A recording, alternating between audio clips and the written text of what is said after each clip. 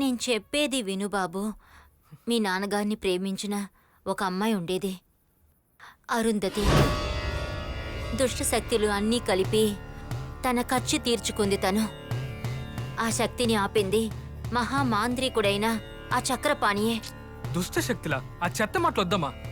మనిషికి మనిషే శత్రు తప్ప ఇంకెవరూ లేరు. అందువల్ల నాన్నగారి శత్రువులే ఆయన్ని చంపుంటారనుకుంటున్నాను. ఆయన అన్ని విషయాలు తెలిసిన వ్యక్తి. మరి ఇంత అమాయకంగా ఉండకమ్మా. వినయ్,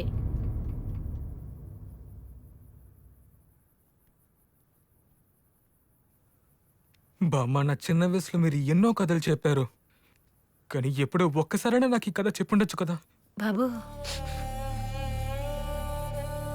అమ్మా నువ్వు వెళ్ళి ఏదో ఒకటి చెప్పి సమాధానం చెయ్యమ్మా.